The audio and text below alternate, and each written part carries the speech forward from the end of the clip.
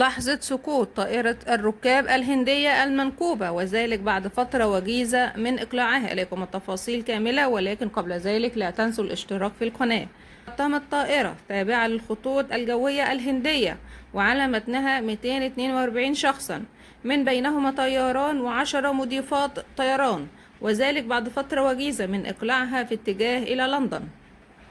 وقال المتحدث باسم الخطوط الجوية الهندية إن الرحلة رقم EI 171 التي كانت متجهة من أحمداباد إلى مطار جاتوكا بلندن تعرضت لحادث، مشيرا إلى أنه جاري التحقيق في التفاصيل. ونشر فيديو منسوب لوسائل الإعلام الهندية لحظة تحطم الطائرة. وأكدت الخطوط الجوية الهندية إن الطائرة كانت تقل 242 راكبا من أفراد طاقمها، من بينهما 169 مواطنا هنديا و53 بريطانيا وكنديا واحدا، بالإضافة إلى 7 برتغاليين، مشيرا إلى أنه يتم نقل المصابين إلى المستشفيات القريبة.